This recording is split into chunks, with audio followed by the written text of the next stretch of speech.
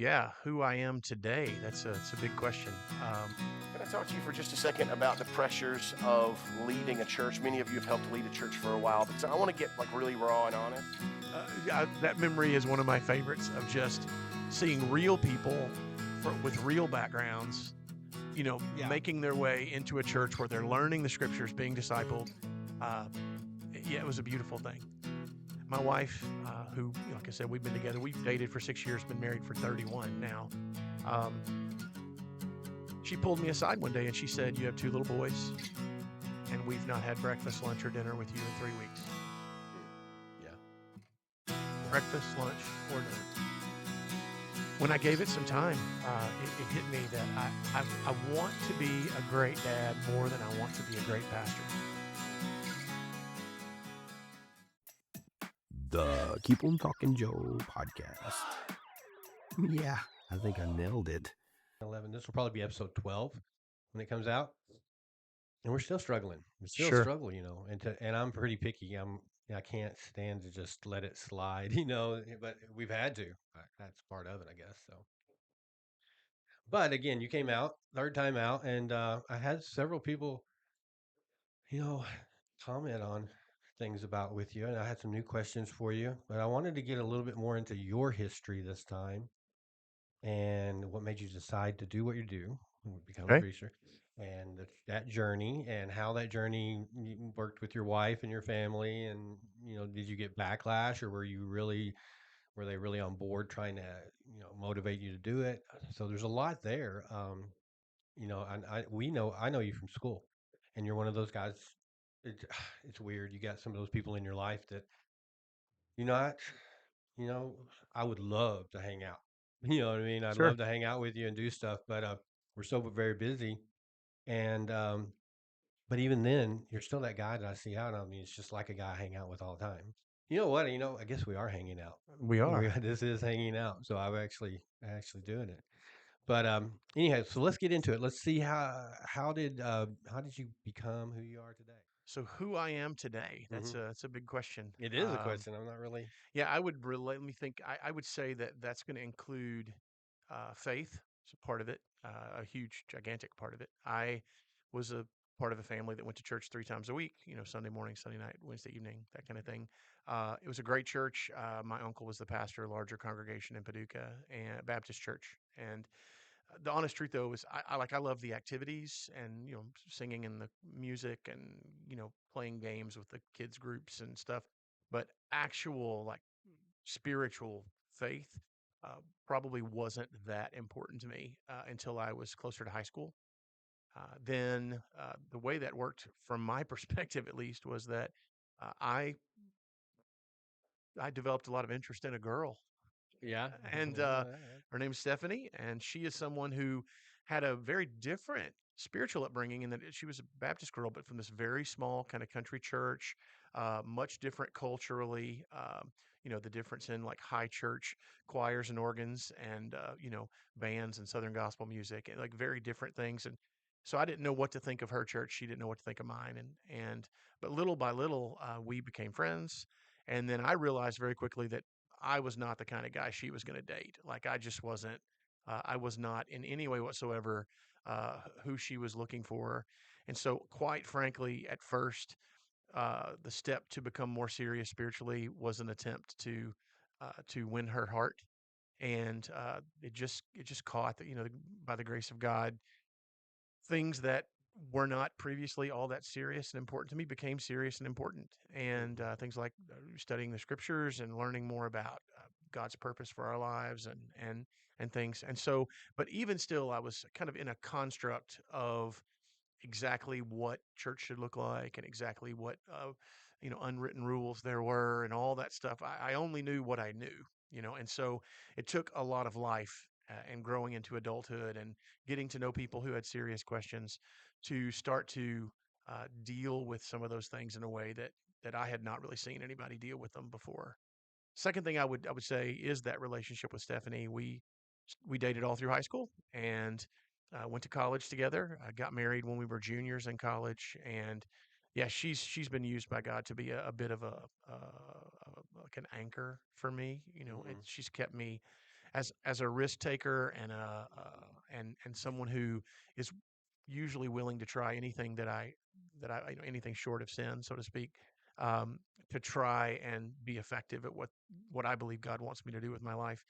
She's been someone who has been extremely helpful at keeping me um, just just focused and sober minded and not someone who runs too many rant chasing rabbits, that kind of thing. So Right. she's been great. And then beyond that, man, I've had a few really amazing mentors along the way, just like father figures who stepped into my life, who knew a lot more than me, and who were bold enough to get in my face when I needed it. Um, I would like to say that I was always a really good student, that I just automatically opened my mind to the wisdom of those who had gone before me. And that wasn't true at all. Mhm. I really wanted somebody to prove themselves to me and convince me that they were smart enough or educated enough or experienced enough for me to listen to them. And fortunately, there were a few of them that just got through to me. Yeah. And one in particular named Larry, a man who's passed on now, but he was just more influential than I know how to describe. And I probably 3 4 years after he died, I would still pick up the phone to call him. Right. Just Yeah. thinking I've got a question, I know he'll know the answer. And so in the last 10 years, what that has shifted into is a realization that it's time for me to become Larry for somebody else. Mm. And I'm in my early 50s now. I don't get to be the young guy anymore. I don't get Yeah. to pretend that I didn't know that because I had never experienced it before. And I certainly don't get the automatic forgiveness that comes from being a young guy. Yeah. And so by this time I'm supposed to know what I'm doing. And Yeah. so trying to spend a lot of time with, whether it's with my two sons, who I absolutely love being a dad to and a friend to, or so many other young guys in their 20s that a lot of whom had great dads, some of whom didn't have much of a relationship with their father, and just being able to connect with them. So that all those are the three things I would say God has used to really keep me relationally connected to who I needed to be. And beyond that, early on, God just helped me because of some mentors learn good ways to study the Bible. And I was able to get past a lot of the things that shipwrecked a lot of my friends, from like unnecessary tradition and unwise, like cultural biases, to actually focusing on a 2,000-year-old, recipe from God for us for life. And Yeah. so that has been, beautiful for me. And I'm really thankful for the people who invested in me all those years ago, man. This may seem odd to you, but I see something in you that I see in myself, and maybe it's just, and maybe it's been cultivated differently. Where you had a Stephanie as your anchor. I've had some really great people in my life, including my former wife and my current wife. They actually spent the weekend together, working for with my daughter's birthday party. So I don't think you can ask for a better group, two people like to be in your life that can deal with something like that and make it Sure. work, for the better good. That's, the old Spock, for the better good, they have become friends. And I think that's even better for them as well. However, maybe I didn't have that much of an anchor. I never had anyone put that restraint on me saying, wait, no, we're not going to do it. I might have had some people say, what, are you seriously going to do that? Are you seriously, but I never had that person say, no, no, we're not doing that. We're not going that route, or maybe I don't want to go that route with you. Yeah. And because of that, I have just in some ways just taken off, in so many different directions. We were talking about it earlier, how many different things I've done, have some success at some, but not so much in others. So I think that's part of what maybe, similar to you, you're you have the ability to make some things happen, and push forward, but maybe in just a different setting. So now, as you grew, I know, I followed your kind of path there, just in passing, but you started with, was it the Potter's House, was that where you started really, Well, or I as a minister of your own? no, I pastored a few churches in college and seminary that you wouldn't know anything about. It was just a couple of years here, and a couple of years there. But we planted a church called Four Rivers Church in Paducah in late 1999, and I was Okay. there until late I'm sorry. 2013. So we were there about Yeah, 14 I years. think I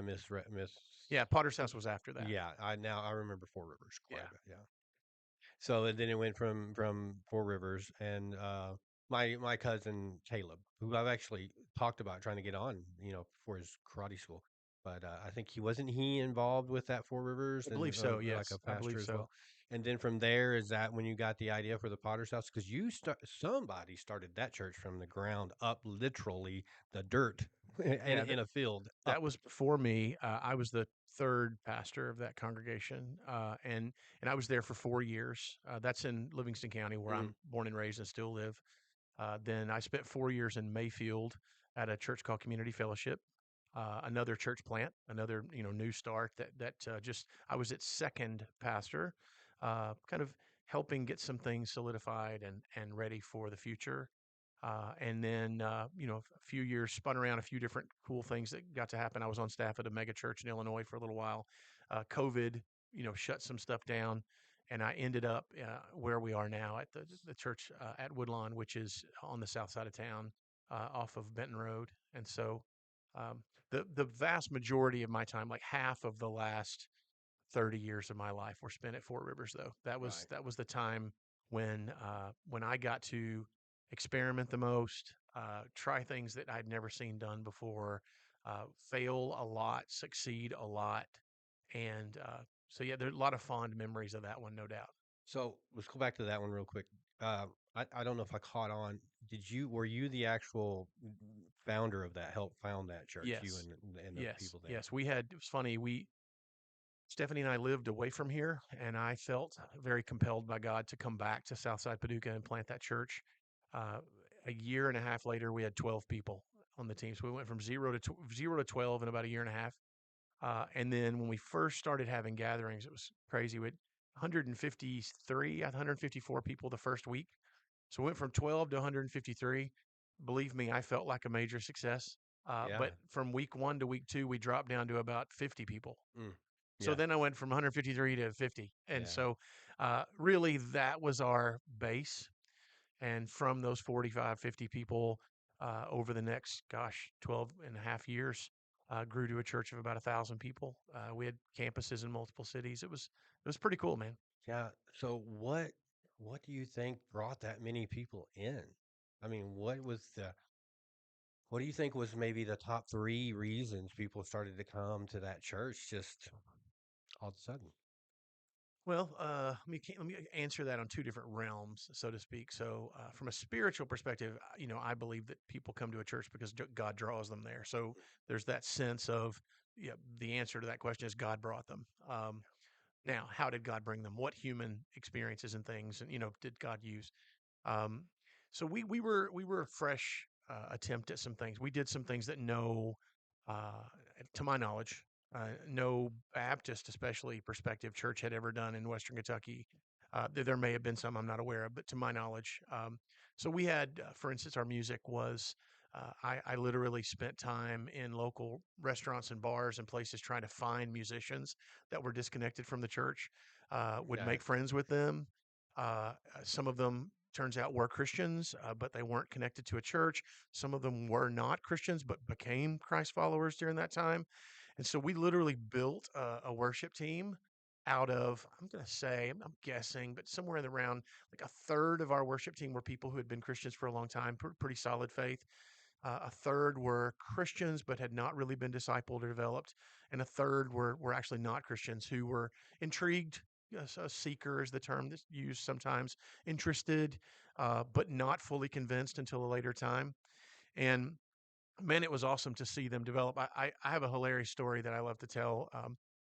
We met in Farley Elementary School for the first year and a half when we first started, and we met in their gymnasium. And during the summertime, we didn't have to tear our equipment down every week because there were no kids in school.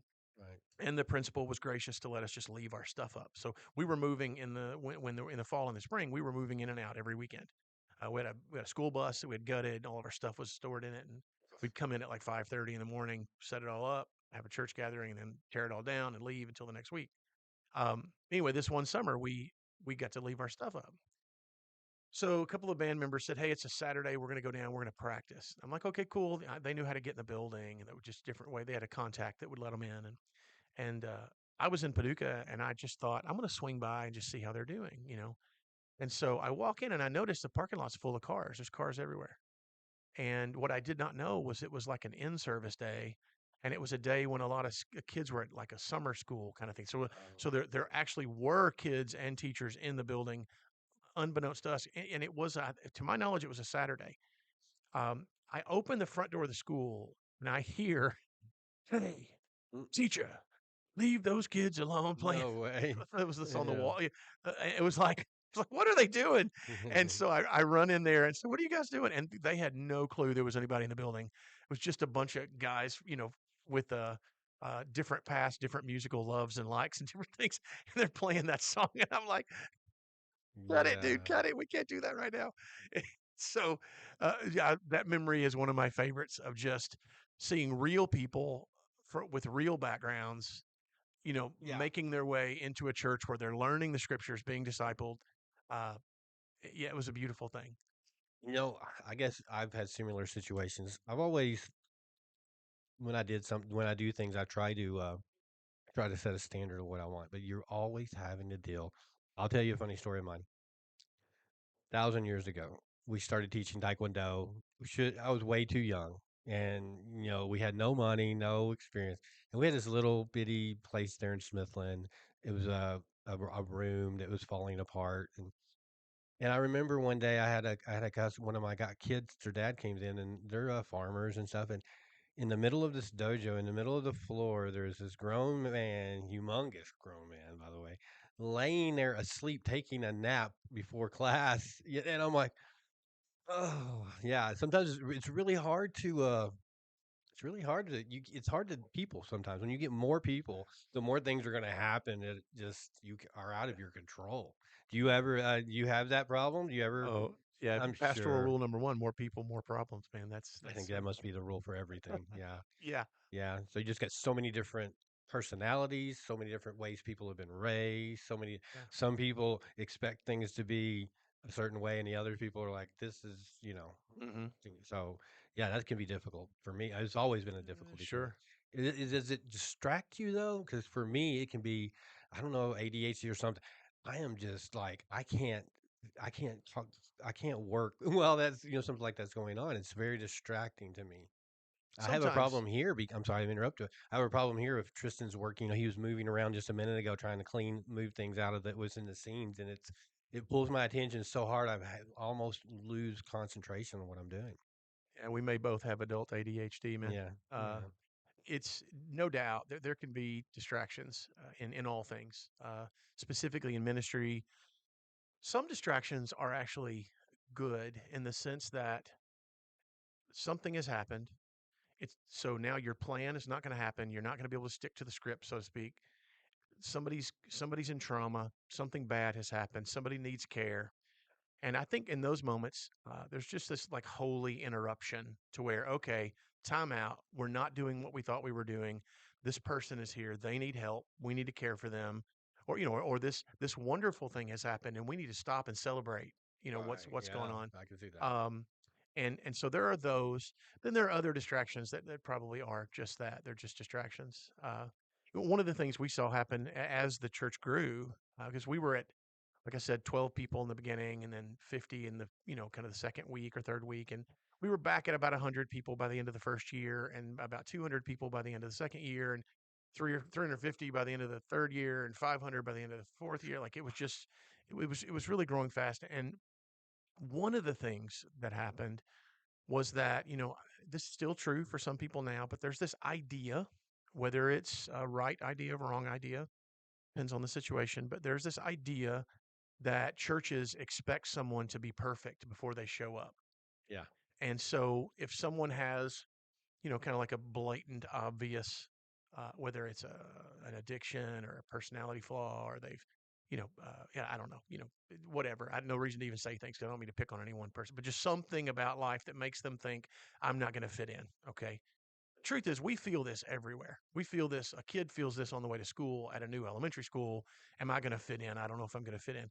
So a lot of people feel that. Now, some of that's super warranted. Like there have been some churches that made some horribly bad choices in the way they treated people based upon things that happened in their life and literally caused someone to have good reason to believe churches don't like me, Right. We talked about that a little yeah, last time. yeah. Yeah. But there are others I think that kind of throw that on churches and say, "Hey, I know you're going to dislike me no matter what," and it's not quite a real thing. For us, one of the things we did was we had a hard line focus on making sure that people knew, no matter where they're coming from, no matter who they are, we want them here.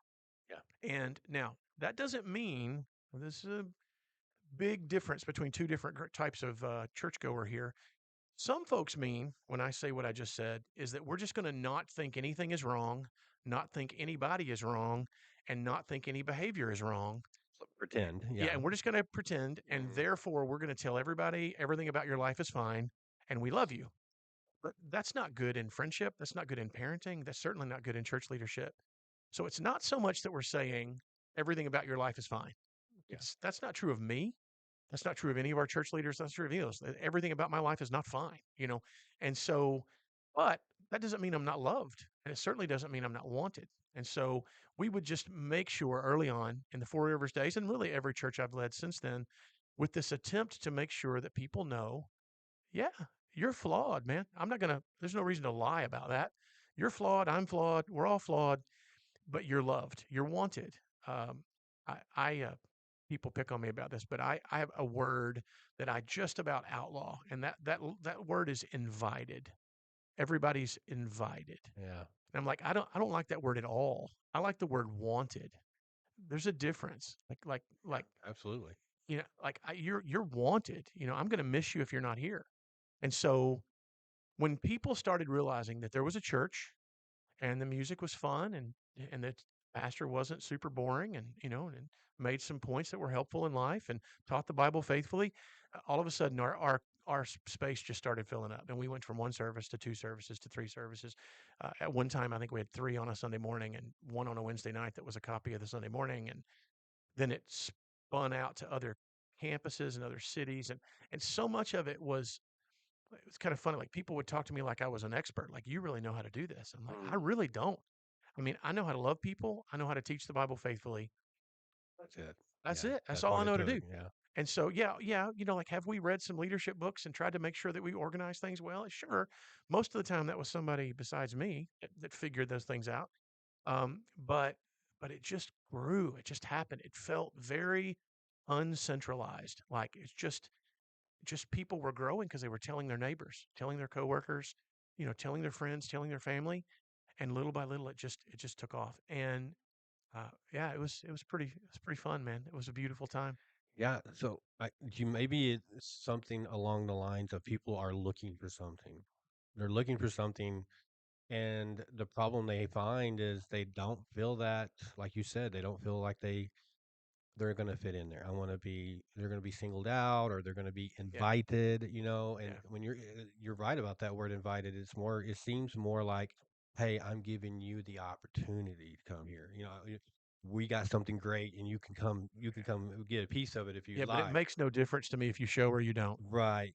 Whereas, yeah, when you want somebody there, it's not you're giving them something. They're coming for you. They're coming to experience with you. So Yeah, yeah, I could see that, and I definitely can see not people kind of holding back, not wanting to not feel like they fit in. That's a tough spot in a lot of churches. I think a lot of churches they just get so set in this is how things should be, or are they or have to be, and there's no give anywhere sometimes with that doctrine that they teach.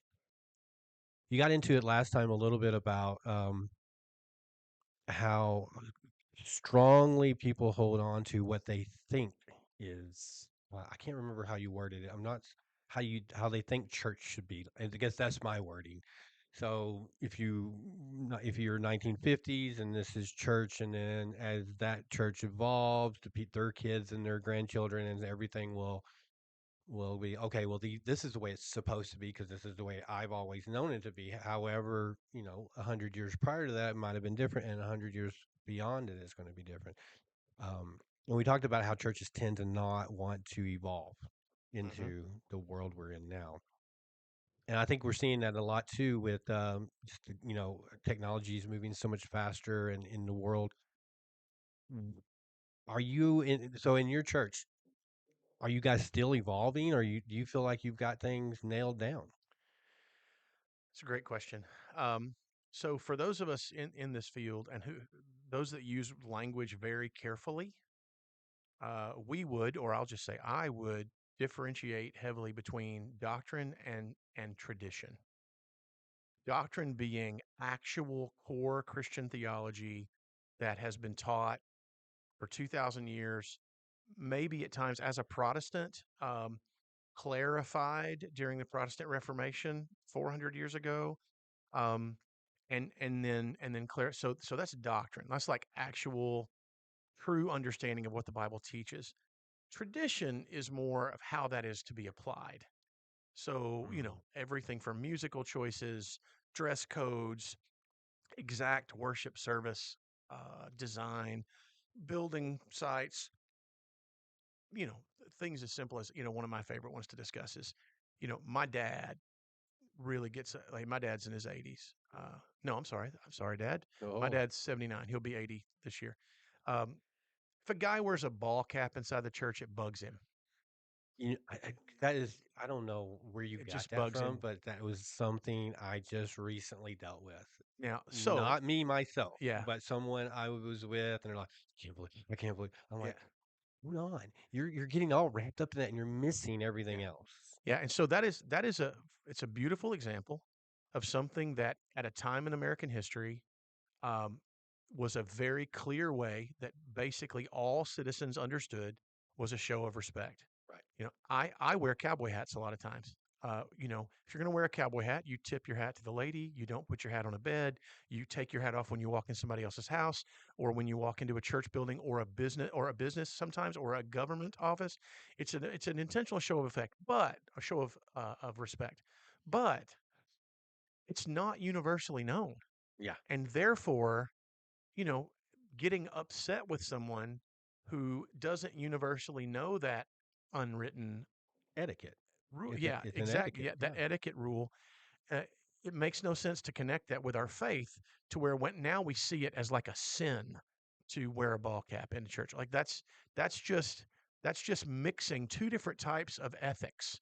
One being a doctrinal biblical ethic, the other be a cultural local etiquette style ethic.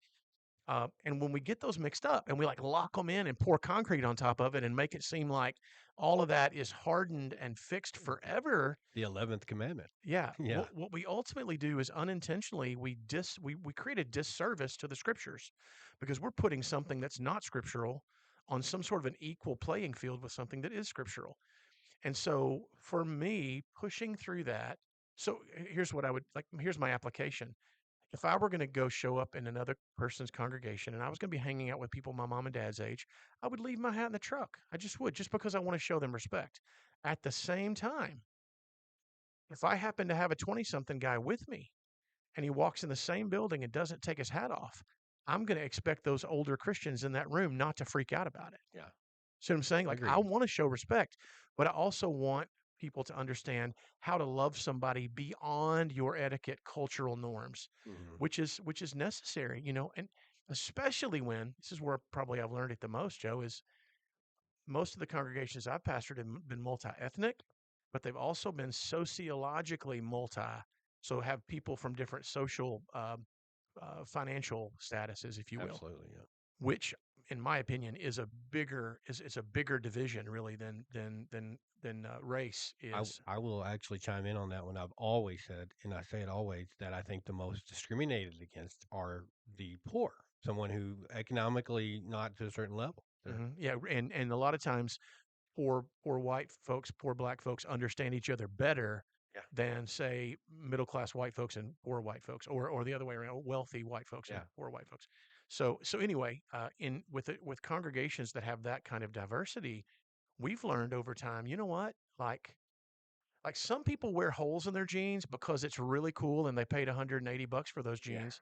And some people wear holes in their jeans because they don't quite have the money yet to buy a new pair of jeans. And those are Exactly. two completely different things that have completely different realities around them. And if we don't, so point being, uh, you asked earlier about were we like settled? Do we know where we were? I would say that a solid church, the church at Woodlawn being one of them, is going to have a historically accurate, solid doctrinal basis on what the Bible, like the raw teachings of Scripture from God to humanity. But we're going to have a fluctuating culture so that over time, I like to say it this way to my senior adults. Over time, when it comes to your traditions, you're going to have to decide, are you going to keep your traditions or are you going to keep your grandchildren? That's good. Yeah. One or the other. Right. Now, I'm not ever saying that doctrine should be on the chopping block, but I'm saying that culture and traditions should absolutely be on the chopping block. And on a regular basis, if you're out there and you're older than me listening to this, I'm 51 and I'm already seeing it. I'm already seeing the 20 somethings in my life question some of the not absolutely required parts of our church to be different than they are. And sometimes it bugs the crap out of me, Yeah. I understand where you're but coming I from. love them. I love them. Yeah. And so I have to even make the decision, you know what? So they don't like that song as much as I like that song. Or they wear they wear t-shirts and shorts in places I don't wear t-shirts and shorts. Or, ball cap stuff. Like, Mhm. do I want my traditions that are not necessarily doctrinal, but they're just cultural, local, you know, etiquette traditions? Do I want them until the day I die? And do I want to force my grandchildren to live them? Or do I love my grandchildren? And I don't have one yet. I got one coming. Yeah. But do Congratulations. I want my grandchildren and everybody else my age's grandchildren to love Jesus and walk with the Lord and be openly and welcomely, welcomed into the party of faith? That's what I want. And so I would say it this way: our American culture says that when you get older, you get to become obstinate and like your whole life, like all your opinions become forged and like steel and like nothing changes.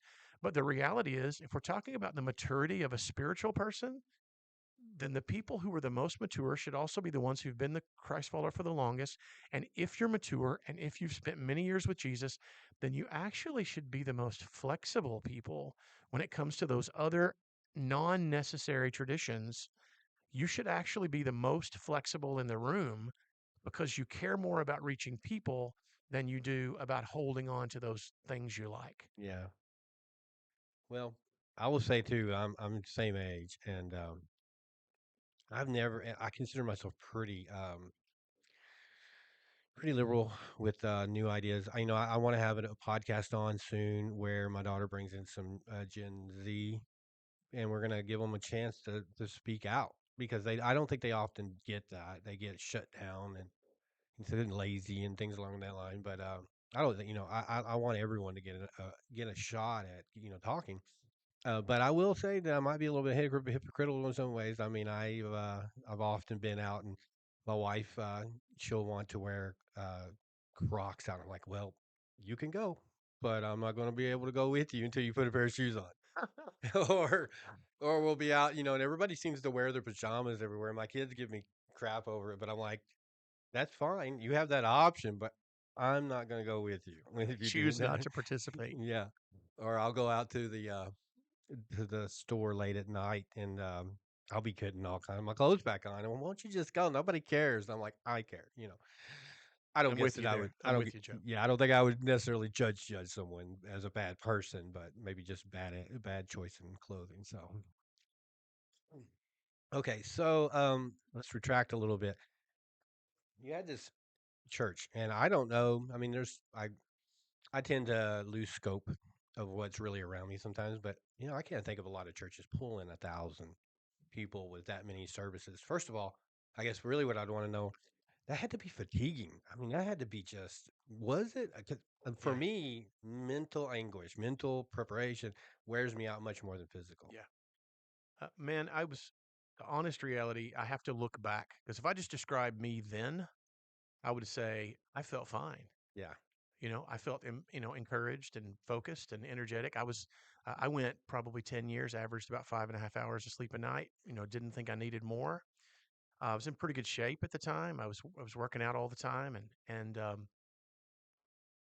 so a couple of things happened. About a year before I stepped away, there was a significant doctrinal disagreement, um, and it caused a few people, about 10% of the church.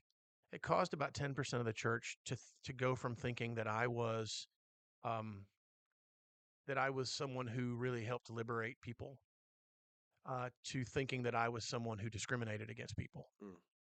And to this day, I really believe I was innocent and all that. And 90% of the church thought I was innocent too. But 10%, they were very hurt, and they lost confidence in me, and they obviously stepped away from the church.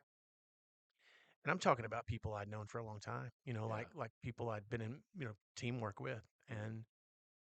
And it broke me emotionally because I realized that although I don't think I was guilty of the thought that they had, like, trying to, in some way, harm somebody, or discriminate against someone, but I did realize that the reason why they believed that is that I had not been clear about some things, and my leadership had lacked, and I had allowed some things to go without being taught more clearly, and so I'd take responsibility for that. That the church is in trauma, and a big part of it's my fault. Mhm. A large part of it is my fault.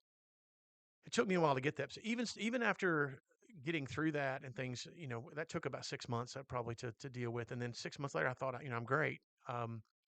But there was another thing going on, and the other thing going on was I was going way too hard. Yeah. Um, my wife, who, like I said, we've been together. We dated for 6 years, been married for 31 now. Um, she pulled me aside one day and she said, "You have two little boys, and we've not had breakfast, lunch, or dinner with you in 3 weeks. Mm. Yeah. Yeah. Breakfast, lunch, or Or dinner." dinner. Yeah. That's strong. I got up and left before they got out of bed. Um, I ate in my car for lunch, and I got home and ate, cold plate of food that I warmed up in the microwave, after they had had dinner. Usually I got home just before bedtime. That was a particularly bad month. Um, what that led us to realize is that too much had been built around my personality, and that, although that was unintentional, that borderline blasphemous that a church would be built on a human's personality. And I Yeah. felt quite convicted by that. And so it was a second thing in a year to kind of hit hard. And I remember, the kind of underlying phrase that Stephanie and I would say to each other is, she said, "It's time for a new set of problems. Like, we Yeah. just need a new set of problems." Right. And so I ended up choosing to step away from the job. The church leadership didn't want me to. They asked me to stay, but we just couldn't figure out a way to get me out of that spiral of, and it. Another thing that was happening kind of in me was, and I don't know if everybody would articulate it like this, but having two sons that were at the time, let me get this right, that would have been, one of them would have been 10 or 11. One of them, my youngest, would have been 8 or 9, 8, 7 or 8. Um, and it was about that time where, at least from my perspective, a little boy goes from probably needing their mom more than they need their dad to now needing their dad. I don't necessarily mean more than, but like needing their dad in a much bigger way, Yeah. than they had before.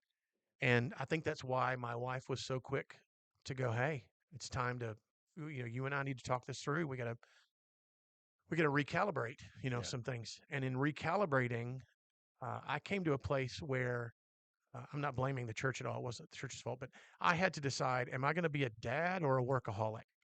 Which one of them am I going to be? Mm. And because I liked being a workaholic, like I got juiced up by it. Yeah. I felt I proud of follow you. myself Yeah. because I was a workaholic. I I quite honestly, as long as I'm in confession here, I would look at other guys who worked half as hard as me and thought, what the heck's wrong with them? Like, this is what busting your butt for your family looks like right here, Yeah.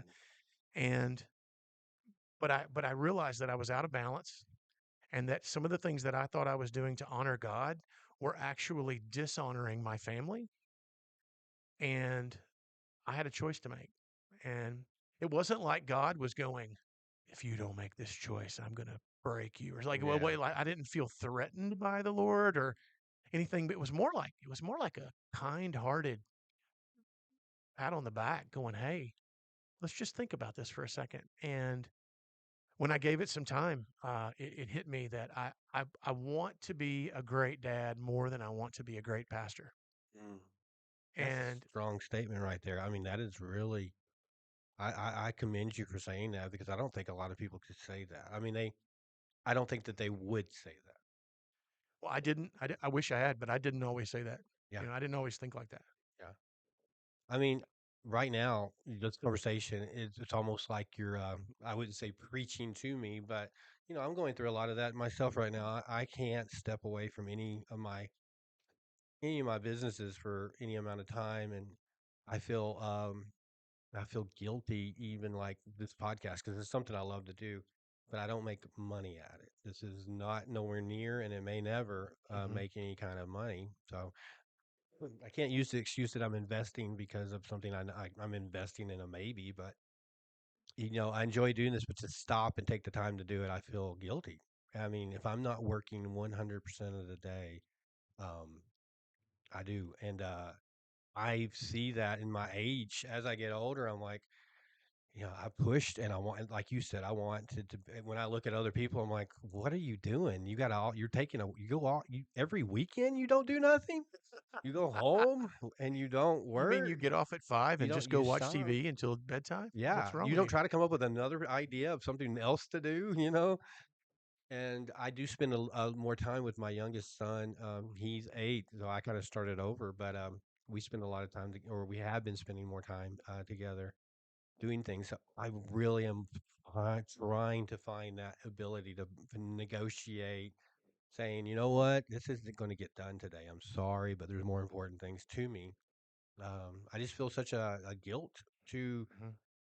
I don't even know to who. These are people a lot of times that I'm, my clients, but I feel guilty if I'm not work like right now. Why would I do a podcast instead of out here finishing this guy's, vehicle? So I sympathize with you, but I think more so I feel like I'm getting told something that I know is an issue in my life that I got to Something set you some have, boundaries on.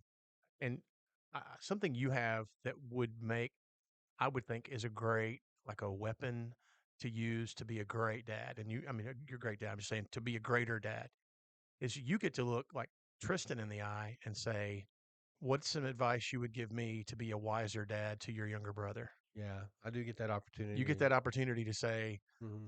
what can I do Yeah. differently, or what can I do? What would you suggest, or what if you could let your 10-year-old self talk for a minute? Like what could I say? I was able to do that with my older son talking about my younger, but they were only 3.5 years apart, so Yeah. it wasn't that much time. But You that know, could be a real blessing, man. it's funny you say that because my oldest son gives me lots of advice. He's a smart guy. Yeah, and honestly, I should listen. But in my mind, I'm like, oh, okay, I'm in my mind, he's absolutely right, 100%. Don't do what you're doing. But at the same time, I'm like, okay, if I can just make it to here, then I can stop, I can slow down, I can Hmm. back off. I don't have to. I'm trying to get myself to a point where I can do that. But now, as far as him giving me advice on his childhood, he does without realizing it, without me asking. And I'm like, yeah, he may say something, that I never realized affected him in such a way. I hope, my 100% goal I've always said is that when my children are sitting around talking to their friends in their 30s, they're saying, my dad was awesome. My dad was great. He worked hard. He tried to provide, but he was funny. He was there for me when I needed him. I hope that happens. And Sure, it breaks me when I find out that I have failed him in certain ways, and I have, you know. we all have, man. But I try to look at that, but then sometimes I feel guilty trying to go, okay, well, Tristan struggled with this, and now I don't want Enoch, my youngest son, to struggle with this. However, it's like, but I let Tristan. Do you just follow where I'm Oh at? yeah, It's a guilt. I mean, I try to take that advice and give it to my youngest son, but then I feel guilty. because I wasn't able to be that for my oldest son. Yeah. It's weird. It's a weird sensation. Well, I think there's gosh, I'm no expert here, but just there's a difference between being there for our kids and becoming the escape for our kids. Like I think all like we need to experience pain and loss as we grow up. We need to experience not getting what we wanted sometimes. We Yeah. need to experience having to take something we love and give it up for a greater good because you're sure going to have to know how to do that in adulthood, Yeah, you you're know? right. Yeah. And so I'm sure that you've built $100,000 cars for a lot of guys who 10 years later had to sell that car in order to do something more important in their life Yeah. and give to something more valuable than that. And if you don't learn that as a kid, you may never do it as an adult. So it's a good thing that our children face difficulty. Um, I don't know the exact balance that's right, but somewhere between keeping them from ever feeling pain and making them go through pain without us by their side, somewhere in between those two is the right balance of what it's like to be a good parent, I think.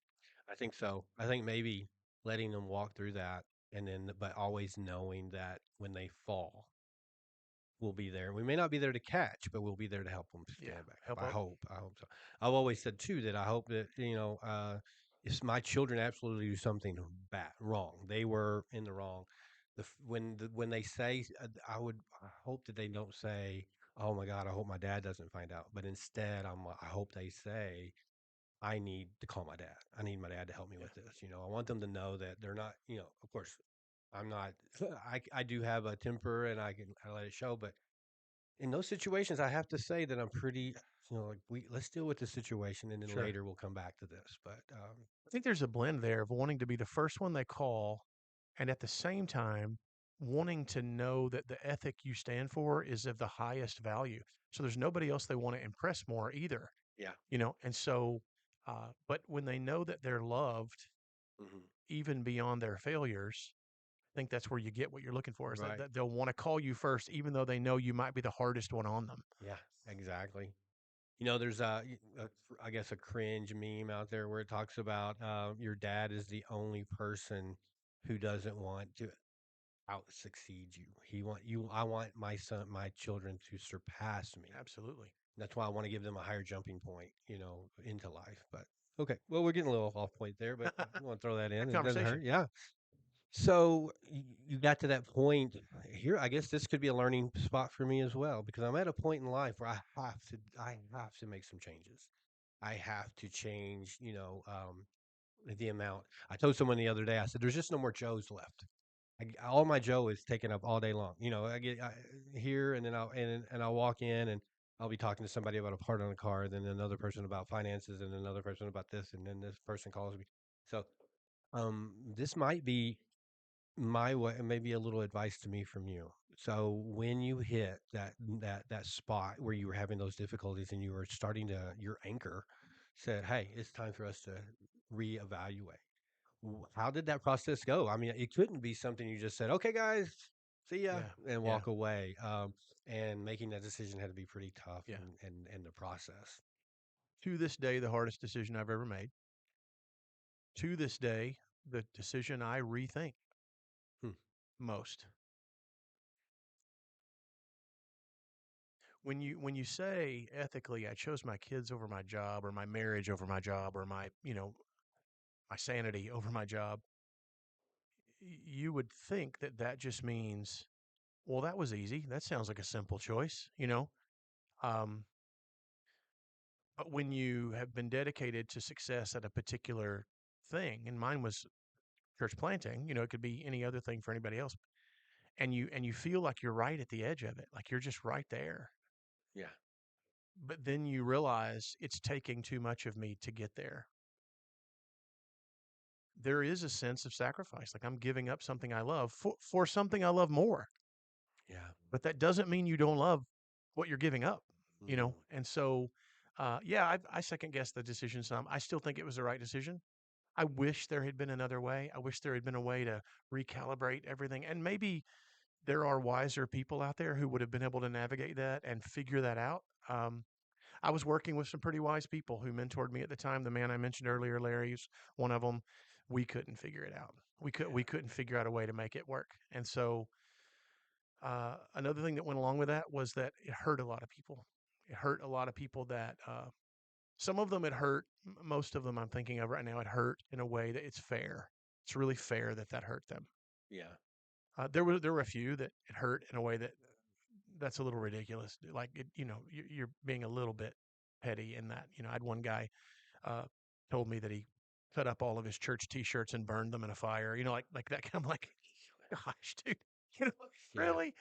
But that doesn't need to overshadow the fact that there were friendships that were challenged. I didn't have anybody write me off. Like I'm still friends with all those leaders and those people, and I still love them. I'd do anything for them, um, and so I started. This is what I started doing. I started asking God for an off ramp. I knew I couldn't just. I knew I couldn't just shut it off and get out. Mhm. First of all, I would lose my house and not be Yeah. able to feed my family, and but then also just in what's faithful as a leader when you're leading, a bunch of people, especially people spiritually. I couldn't just jump, you know. And so we took time. I started to inform leaders that I was thinking about it. Uh, and I looked at a couple of job options, a couple of ministry options. One of them was in Nashville. It was a dream job.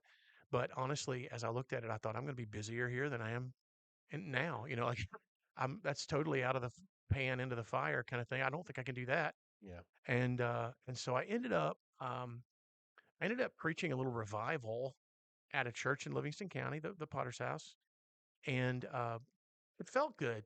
Uh, Things like, man, this church is across the street from the elementary school where my kids go and my Yeah. wife works. Yeah. I could have breakfast, lunch, and dinner with them if I were here. Went from a team of quite a few full-time leaders and part-time staff and all this to having one part-time assistant, and no other staff members. So it's a much smaller situation. I mean, the arrogance in me said I can probably pastor this church in my sleep. Oh, yeah. Like Right. the arrogance in me, Sure. I was wrong. Yeah. I was very wrong. It ended up being honestly really really challenging. Not demanding as many hours as the other did, but it was not an easy call for me. We made a lot of changes, and God did a lot of really good things. And actually, the pastor who followed me there has done a great job, and the church is really thriving right now, and I'm thankful for that. And it took me, I would say, I wish this weren't true, but from a professional standpoint, it's taken me, 10 or 11 years to get my feet on solid ground after that, like to really get back to a place where I feel the same level or a similar level of this is right, you know. Now, Um, let me interrupt you. Are you saying that's from the Potter's house or from leaving the I'm church? saying leaving Four Rivers, Okay. Yeah. I was at two different congregations for about 4 years each. Yeah. Both of them, good things happened. I think the time is thought of as a successful season, but um, it was I never quite landed and felt like this is absolutely home for me Mm. the way that Four Rivers had. Yeah. But what makes that okay is that home felt like home. Yeah. That's a good point. You know what I mean? Yeah, Like absolutely. home felt like home, and therefore now, man, when I look at was it worth it? I'm like, you should see the relationship I get to have with my boys. You Mm. should see the relationship, Stephanie. Like, I'm not like claiming responsibility for all that, but I was contributing to the negative side of it, Yeah. and I stopped contributing as much to the negative side of it, and God's been really, really gracious, and so yeah, I'm very thankful. And just now, 3.5 years into being at Woodlawn, beginning to see the potential for this to become a truly exceptional spiritual experience for people and something that I could potentially see, spending 10 more years or so and, maybe 15 more years and maybe retiring from. And um, so yeah, it's been a long time since I was 3.5 years in and thought that I could potentially retire from a situation, Yeah. it's been probably 20 years for that Wow. since that happened. So yeah, it's been a good season and I'm very thankful for it. So back to what we were talking about, there was something that you said when you said you were starting to you're to make that transition into making sure you're there for your children, your family, and that move. But I don't think a lot of people may be able to understand how close you get to something you created. Now, when I say created, I need to make that something you have built, something you can step back and go. And even for me, this place, stepping back, it may not seem a lot, so, but for me, knowing where it came from and there was no concept, no ideas to where we are, and then to say, okay, I'm ready to step away. Yeah. It is almost as if it is a child, maybe an evil stepchild you're having to deal with, but you built this thing every way, and it's hard. People, I don't know that everyone would understand that. Yeah, actually, we had multiple conversations back in the day. A lot of people would refer to the church as my baby. She's your baby. She's your baby, that kind of thing. And I'm sure I said that. I'm sure I was fine with that at times. Toward the end, I began to realize, no, we can't do that. We can't do that to me. We can't do that to the church. This is not long term helpful, Yeah. and not even biblically solid, um, and so yeah, there's no doubt you can get overwhelmingly close to something that you started, founded, planted, whatever word Yeah. we use for the verb there. But and and I think you just get closer than you realize. And Hmm. so for me, I can only speak for myself, but and I think with other planters that I've helped, uh, there's really identity issues that go on there. So like when somebody looks at you and Yeah. says, "Tell me about you," or "Who are you?" It's really easy to go, "Well, I'm the guy with this job. I'm the guy that owns this business. I'm the guy that does," and I think that's pretty dangerous considering all of the other parts of us that should be our identity first. Hmm. And uh, whether it's a spiritual thing, like I would hope that I always remember that I'm a child of God. That's my identity. I think that's the primary for me personally. But then beyond that, it's cool to be like I'm Braden's dad, or I'm Jackson's dad, I'm Stephanie's husband, I'm so and so church's pastor. But none of those ultimately, at the end of the day, are my identity. Um, and and and believe me, I've been through years where I really thought it was. Yeah, I I can see really that. thought that was my identity. You So know. yeah, I follow. So this person, I seen her on a podcast, and she just mesmerizes me. And I'm not. I guess I need to clarify. This could be. That could go a lot of different ways, right?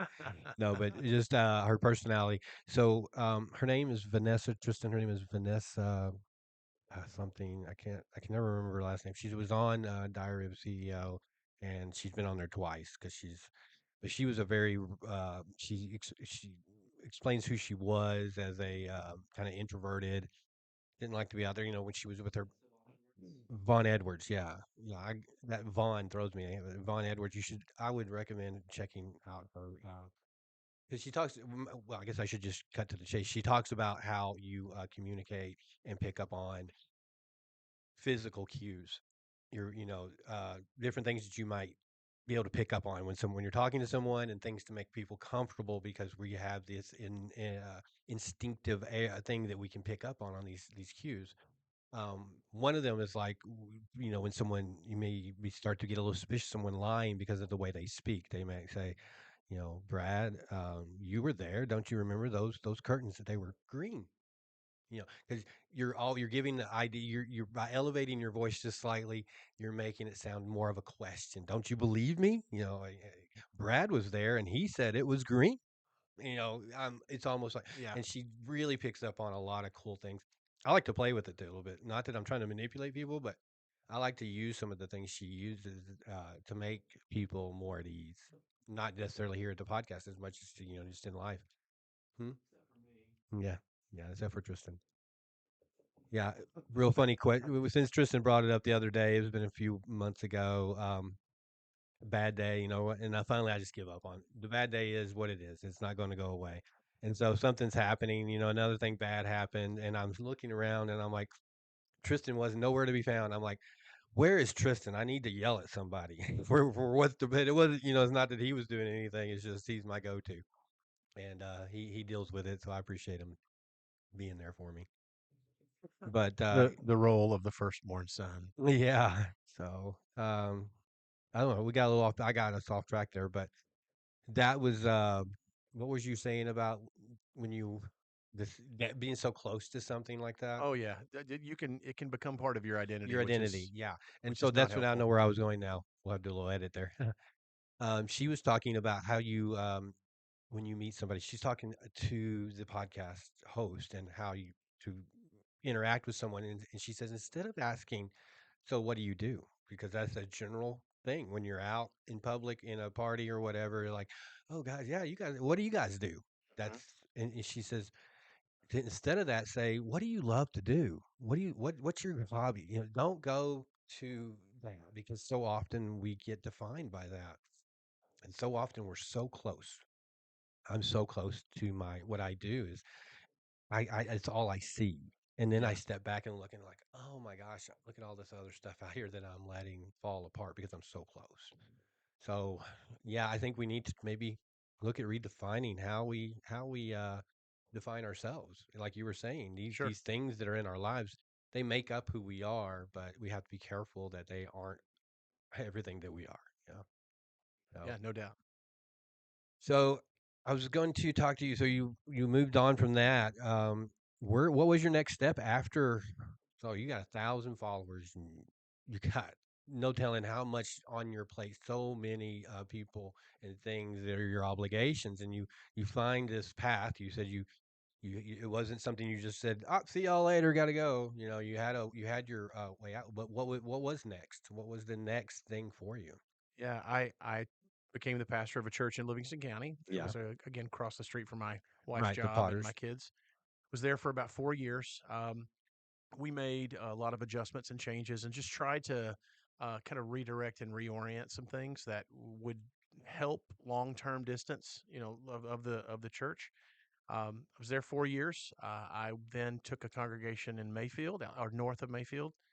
Was there for basically 4 years. Same kind of thing. Just tried to help everything from like get debt paid off and get all the right staff members in all the right positions, Yeah, that was hard. We didn't move, so we lived about 45 minutes away, and I don't know Graves County like I know McCracken County or Livingston County, and so I'm certainly not known in those counties like I would be these others. And so growth was harder there. It took a lot more work. But this is something I loved is it taught me finally to stop using my personality and my contacts and my relationships with the people that I already knew as my primary way to lead, and it caused me to have to lead through other leaders. And I don't know that I did a great job at it, but I at least learned the necessity of it, to learn through delegation, to learn through empowerment, to learn through recognizing that there are a lot of other people here who have a lot better relationships with the surrounding people than I do, and so therefore their opinions and ideas and contacts, all that really matters. yeah. And so that's humbling, and it's also really helpful. Um, so then that took me to I was there again about 4 years. Um, some developments that would take way too much time to talk about. There's no like dirty part of a story or anything, but just I ended up offered an opportunity at a very large church in Illinois, and in Marion, Illinois. Great church, probably the best staff as a whole I've ever been around in my life. Um, was on staff there for 2 years, and actually a little over a year in was pretty confident that I did not want to be anymore. It just was culturally not a great fit, and it wasn't really any one person's fault. Like I said, the culture there, the primary staff is phenomenal people. Um, and to this day, I'm close friends with the guy who now is the primary teaching pastor, and very close friends with one of their lead guys. Um, but there were just some reasons why it didn't work, and uh, thankfully, I and the senior leader at the time were able to have a couple man-to-man conversations about. My phrase back then was, I said, "I think I was a bad hire, and I think you know it." Mhm. And he said, "Yeah, I think you were a bad hire, and I think I'm finally realizing it." And it wasn't that I wasn't like something. It wasn't there was something inherently wrong with me. It just, you've run a business Sure. before. The fit. The fit was not a great fit, and so it caused me to realize I needed to move on, and that if I stayed, I might actually cause problems, and I don't want to do that. And Right. so they were gracious. They gave me a nice severance package so that I could have time to come back home and find another job. And it was during that time that my love for Southside Paducah, which is what ultimately God used to call me to plant Four Rivers, and in the first place in 1999, um, was still there. And even though I had not been a pastor of a church on the south side of Paducah since 2008, um, because Four Rivers moved into downtown Paducah at that time in 2009, um, I really felt a compelling to go back. And so we jokingly, I had about 50 people um, who wanted to work with us, and we jokingly called it the church with no name. And it never was a formal entity, and it was just a group of friends, and we met for about 6 months together on Sunday evenings. We borrowed another church building and just met in their building. They let us do it for free, and little by little we started looking for a space to buy and have as our own. And I heard of this church, Woodlawn Cumberland Presbyterian Church, that was struggling, and they'd had some decline and some tough years. COVID had not been good to them, as it had not been good to a lot of not just churches but lots of organizations. And I had no idea if we were compatible, but at the time they were at least toying with the idea of selling the building. And so I don't think it wasn't in real estate. It wasn't actually for sale. It was just toying with the idea. Yeah. And so I went to meet with the leaders. Just said, "Hey, let's sit down." And it was funny, Joe. Um, I've now, at this point, I've been on staff at churches in three different denominations, all of them theologically compatible, and yet different, you know, capitalized words in the middle of their name, Um, but when I sat down with these people, all of them were older than I am. Some of them were quite a bit older than I am. I just felt a kinship with them. I just really liked them, and I liked the fact that there are a lot of people who may hear this that'll know what I'm talking about. I like that these were not people who jumped ship because it got hard. Yeah. These were people. There had been a lot of people jump ship Oh, because it got hard, I'm sure. which is Yeah. why the church was shrinking and plateauing and even declining at times. And but these were those few people. I think there were 28 people at the time. These were those 28 people who had just locked in, like, we're not going anywhere. And things were not thriving. It was not great, but there was a level of commitment from that 28 people that I just really was drawn to. And so we took 6 months to negotiate, Really. meeting Mm. sometimes every week, sometimes every other week, sometimes once a month. But we were just putting these gatherings together and meeting. And in the end, it happened pretty naturally. As I mentioned, the church with no name was meeting at another church on Sunday nights. So we asked Woodlawn, "Hey, can we use your building on Sunday nights instead of the other one since we're talking to you?" They said, "Sure." So we started meeting there on some Saturdays and some Sunday nights. And then little by little, some of the folks from Woodlawn started to show up at our gathering Yeah. That's in their facility. And then there were some intentional times when we tried to do something together, and we did an outreach event, in October, I believe it was, of 21, I guess it was. And some good things happened. We met some people from the community. They got excited about the church potentially kind of having a resurgence. And little by little, we just decided to work together. And so instead of us buying the building from them, it became, let's take us and them and let's figure out how we can become a we, you yeah. know? Right. Right. And Yeah. A combination. yeah, so we structured everything in such a way that for the first year and a half, our focus was not growth. Our focus was actually helping two groups of people think as one. And we started to integrate leadership where we took the elder team that was there, and as we rotated people off of that elder team, we rotated people onto it who were kind of new blood, Yeah. and so in time, what you end up having is it's really crazy. So there was the group of people who was there before we came. There was the group of people that came with Stephanie and I, and then the third group of people are people who've come since then. And the third group are by far the largest group of people in the church. That's great. And so we don't even have to help them become part of the we, because they came in after that merger happened. And so at this point, we still have, I described it earlier today to someone. About a third of the Woodlawn crowd has gotten either older or passed away. And so they've either become kind of homebound, is the term we use, or they've passed on, or they've moved into a nursing home or something like that. Then there's a third or so who felt it best to go elsewhere. And then there's a third who are some of our absolute most committed people. Like Hmm. they are just loving what's going on and are fully committed. Um, and so I'm thrilled with that. There are some, I'm sure there are a few that their heels are still kind of like I don't know where this is going, Yeah. but I hope I like it. Yeah. I think for the most part though, there's just this genuine excitement, and then there's a whole bunch of people who don't know any of the story I just told you. They just know they like this group of people and they Yeah. love being a part of this church. Sure. So it's been a blast. Well, okay. That was right. Let me rephrase that. That was a great that you went through that because you gave me the whole kind of step by step lineage of where you were. But Yeah. let's go back to the Potter's house. Okay. Let's go back to that from stepping away from 1,000 Sure. to I'm guessing less than 100. Hmm. Yeah.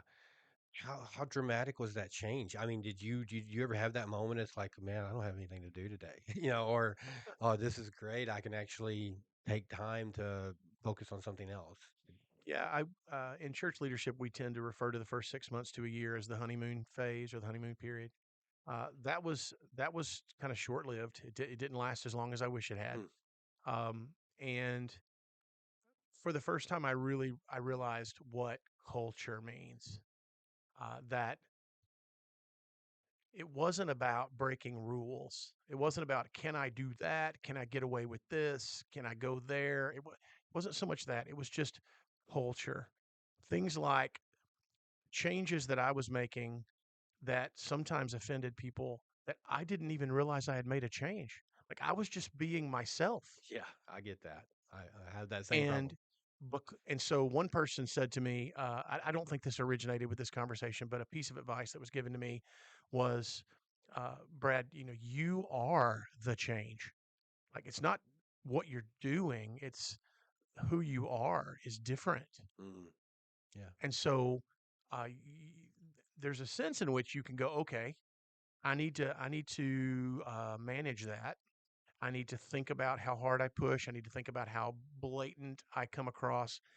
And at the same time, there is a certain place at which, when you're not, and I'm just speaking from the Christian perspective, when you're not in sin and you're not violating doctrine, it's hard to apologize for being yourself. yeah, and it's hard to be genuine It's if you're hard to be not. genuine and apologize for Yeah, but being yourself. and if you were to say, okay, I'm not going to do that, then you're not being genuine. I mean, you're Yeah. not coming across. Yeah. And that's a big Yeah. thing for me. And so, I would say that I learned a lot. I've told my wife this multiple times. I would think in the pastoring I've done in the last 25 years, the church where we probably had the least measurable success was probably the Potter's house. And yet, if I'm grading myself on how hard I worked, how committed I was to making it work, and how how focused I was on navigating tough waters, Mm. I think it's the best job I've done. Wow, ain't You know that what I mean? great? Like if I'm Yeah. measuring myself, I think it's the best pastoring I've done. Mm. And I'm sure that there are a lot of people that would laugh when they hear that and go, "Yeah, you're crazy," Yeah. But I do, and it was mainly because previously when you plant a church and you create the culture, well then you don't ever have to apologize for being you because being you is part of the culture. Like Part of it's what it just is. Yeah. it's part of it. When you're kind of on your heels and you're unsure about every step because being you feels weird to so many people around you, um, it requires that you either give up, throw your hands in the air and walk away, or you really like lay down the commitment to trying your best to making this work. And um, I really think we did that for 4 years. Yeah. I really do. Right. Well, I mean, I'm sure there was a lot of successes there you may not have known about. For me, step looking back over the time, I did, I taught a lot of kids different things in martial arts and karate and stuff. And I just had one on my podcast not long ago, and she brings me a picture of her and I, and me giving her purple belt. And she didn't not even not necessarily on the podcast, but she said, she just told me, she said, "You really helped me get out of my shell. You really helped me move forward. I wouldn't be possibly where I'm at right now if it wasn't some of that, push." Yeah. And you never know, because I have a lot of, I would have to say, almost bitterness to some of that because I did have, like you, in a different situation, but I did have a lot of people that I really felt strongly about, and then, the way that Yeah. they handled situations, with me, and then but then to hear those things and to know those are out there. So, I think when relationships are your currency, like that's hmm, I mean, you run a business, a for-profit business, so it's different than running a nonprofit. Like success is not measured for me in how much profit we your brought bottom in. line, yeah. Yeah. Um, it's and in many ways that's not really the true measurement of a business either. Yeah, Um, but that's a different topic for a different day. sure. But for me and for just pastors as a whole, relationships, people's relationship with the church, people's relationship with God, people's relationship with their family, people's relationship with their closest personal friends, like that's the currency you're really working in. And honestly, it's really hard to know if you were successful or not. Yeah. It's hard to, Yeah, and so successful is probably the wrong word. I think a lot of people who counsel me today would say there's got to be a better word than that. But and this is a huge flaw in me, is that I've got five or six things I'm kind of looking for like that, like as measurements, like as and pegs that you're like, okay, that means success, and that means success, and that means success, and it's really really hard in pastoral ministry revitalization, trying to help churches that are struggling get better, or even planting churches from scratch. Man, sometimes it might be 10 or 20 years after you did it before you see any of that currency show up and yeah, is measurable, so to speak. And so um, a lot of that's on me, man. The same flawed part of me that was a workaholic and can be now is also that same flawed guy that doesn't measure success very well, is harder on myself and sometimes others than I really should be. And by the grace of God, I've stayed sane. But yeah. one of these days, I'll know more. I He'll, think he'll, I think sometimes I try to, I tend to, I guess one of the issues I have in business is sometimes I figure my success. So let's just say if I have a restaurant, if I have on a nightly basis, people come in, that was the best meal I ever had, man. That was the best steak you did. I mean, it was this, and I hear that all the time. And then one day, we're out of money. We didn't make enough money because whatever reasons we go out of business. I still feel that's success. I mean, I Mhm. successfully did what I wanted, whether the money was there or not, which of course that tends to be what people view as success. But even in martial arts, teaching kids never made a dollar. We made money was paid, but money went out and there was never a profit made. And, Yeah. it was always that. But yeah, having those kids come to me later, 20 years, 30 years later, and say, hey, I'm tell my kid, they'll say, I tell my child this, what you said, that to me is a success. So I think that's the only thing that does keep me sane through this crazy world of business, up and down. But so I don't know how far in we are, but I did have some other questions. At an hour 30. Okay. I did have some other questions. So I Yeah. recently, this is going to kind of step away from you now, more. Absolutely. So I recently watched a movie called Conclave. Now, I had intended on being able to incorporate that directly into our conversation, so you could see what I was talking about. Like I said, I always, but so not able to do that because of technical issues. But we're going to add that to some of these clips and things to our podcast. But there was a scene in there. Now, I don't know if you're familiar with the movie, but it happened right before the Pope died recently. Well, it was dealing with a Pope dying and how the Cardinals reelected a new Pope, and that it was very interesting in depth because in that, Now, this is me a personal question. Is it a real pope who historically passed away and covering that, like a historical event, or I don't think so. I'd have to research that a okay? little I was more. just curious. I'm Yeah, I sorry. think it was a fictitious situation based on how they actually do it, and getting to see that inner workings because they shut those doors and nobody allowed in. Now, no, you're not Catholic and things along that line, but there was so the way this worked was there was a particular person, bishop or priest put in to oversee and make sure this was done correctly. And there's a lot of tradition there and how things were done. And it was really hard for a lot of the guys who were getting nominated to be pope because they had to restrain that. "Ooh, I will make the best pope ever." They had to watch their you know, of course, that's a part of it. But it moves on, and then the person who's overseeing this, he does such a great job, the actor. And at one point, he's addressing all the cardinals that have come together to be sequestered to elect this pope. The pope was going to be among them, and he's looking out there over them. And unbeknownst to them, and later you find out in the movie, and I don't want to give, I don't want to do whatever, have any spoilers here, but he's going through his own test of faith, his own belief system, and he looks at them and he's giving his this benediction, and he's telling them, and all they have that what's the Latin, he's giving it in Latin, and it's all very traditional. And then he says, "Okay, now I want to talk to you from my heart." And this is not normal in this situation, so they all kind of perk up, and he starts saying some things. And the thing that he said was that really stuck with me was the sin of certainty. And I wanted to get your take on this. I know you haven't seen the movie. I'd highly request, like, I would really love for you to look at it and give me your kind of take on it, as from a real point of view there. But he says the sin of certainty, and he says certainty is the deadly enemy of tolerance, and certainty is the great enemy of unity. Certainty is the great enemy of unity. Certainty is the deadly enemy of tolerance. Even Christ was not certain at the end. Dio mio, perché mi hai abbandonato? He cried out in his agony at the 9th hour on the cross. Our faith is a living thing precisely because it walks hand in hand with doubt. And he goes on to explain that if we have certainty, we don't need faith. If we're certain, what's the point of belief? And then he goes on to say, I pray that we elect a pope who is not certain.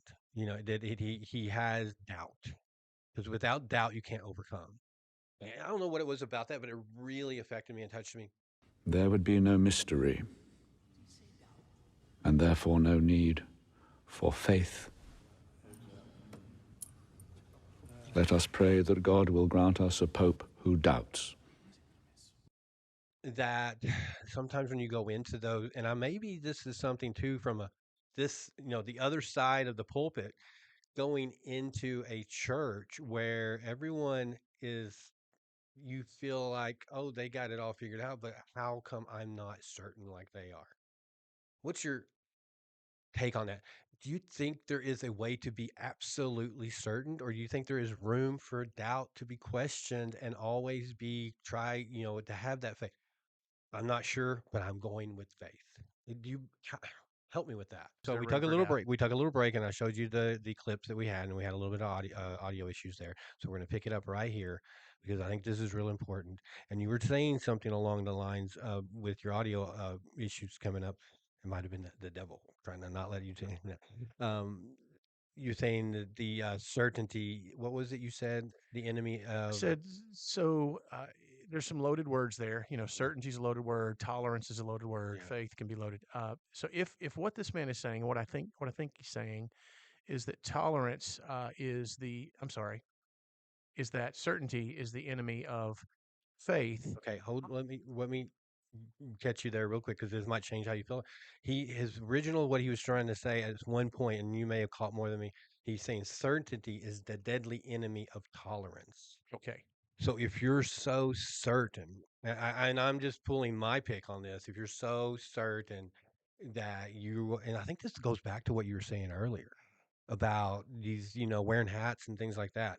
Well, this is how it's supposed to be, and you're so certain that you can't tolerate something coming in. And then he goes on to say, certainty is a great enemy of unity. Mm-hmm. I'm so certain I'm right and you're wrong. Yeah. And I think that's the really big deal right now in the world we live in. Yeah. I'm right, you're wrong, so we can't unify. Yeah. So, So because I haven't seen the whole film, of I'm not going to course, say if of I course, do or do not believe very out of. agree with him. But Mhm. so I would say that doubt is not the enemy of faith. Yes. I would say that pride is the enemy of faith. Mhm. Pride is the enemy of trust. Pride is the enemy of love. Pride is no doubt the great human problem is a pride problem. So, in that sense, if he's saying that certainty in this prideful way, I have it all figured out, I know all that needs to be known, I have all the answers to all the important questions, then I would say, yeah, that certainty, that's a problematic certainty. At the same time, I think there are some things that we are and should be very certain of, but that doesn't mean we're certain about everything. My doctoral professor, Dr. Leonard Sweet, would say this over and over. He would say, Brad, um, I live like 80% of everything I believe is 100% correct, and 20% of what I believe is wrong. I have the confidence of knowing that 80% of my opinions are right on. I have the humility of having no idea which 20% is the 20%. Yeah, that's And good. so this idea of, yeah, I can live with a sense of certainty that's not a prideful certainty, but it's a humble certainty where, okay, yeah, do I, like from my perspective, do I believe Jesus is the Son of God? I'm certain. Do I believe that heaven is real and God is holy and powerful and just and sovereign? My perspective, I am certain of those things. Am I certain about a bunch of other stuff? No. In fact, do I experience moments of doubt even about the things I just described as feeling certain of? Well, sure. Yeah. And faith is choosing that sense of belief and recognizing those things that you can't prove at times and living life knowing that the experiences you've had with God teach you those things and the scripture teach you those things. But yeah, there's no doubt that this idea of Christians or pick a religion, right? Pick faith. People who have all the answers that they never doubt, they get it all figured out, they know everything's right, everything that's wrong. I think that's arrogance, that's pride, that's not faith. Yeah. Is that I, fair? I think yeah, I think you nailed it. I'm sorry. I think you nailed it pretty good there. And I think what he was trying to convey was very similar to what you were saying. I'm speaking off the cuff here, Sure. but I would say that there's a study out there that was talking about people who had people cheating on a relationship, and they said you can 100% believe one thing and 100% believe the opposite at the same time. There's something in our psychology that allows us to do that. Oh, my wife or my partner never cheated. Would never do that. They wouldn't. But but another side of you is like, I know, yeah. And at any given time of day, that shifts. Mm-hmm. And I think what you said there, that I'm certain, I'm 100% certain of this and this and this. But however, there are a lot of things I'm not certain of. But then you came back and said, now, can I say I'm completely, always confidently certain at all, and even the things I say I am certain about? No. And I think you can have that. I think that has to be there, because when you have those tests of, instead of saying tests of certainty, you have, or I'm sorry, instead of saying tests of faith, you have tests of your certainty. And therefore, that's why faith is there. Mm-hmm. You have to have you have to have some doubt to be able to have, I guess, a faith, because otherwise, there's no reason to. I don't know. I guess we need to really understand what faith, what that word really means, Mm-hmm. to really test that. I don't know. Maybe I'm getting a little bit No, out of the, I'll tell you another thing for your listeners there is a theological construct called O Felix Culpa, and which is Latin, but it means thank you for the fall or the great fall or praise the fall. I think is a literal translation. Um, and by fall it means the sin and the fall of man. So the idea with O Felix Culpa is that although sin is never good, because of the grace of God, the pain and struggle and separation and issue that comes from the fall of mankind that happens in the world ultimately becomes a good thing, Mhm.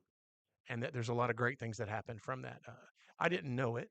My son actually is the one who, in studying systematic theology, is the one who brought this up to me and said, "Have you heard of this?" And I went, "Yeah, I read about that 25 years ago. I don't know. I don't know. I don't remember a lot about it." And he said, "Well, it's the same thing as stuff you say, but you say it differently." And I said, "Okay, what do I say?" And he said, "Well, you say it's better to be redeemed than it is to be innocent." Okay. I've always said that, and Yeah. I'm sure I got that from somebody else. I did not make that up.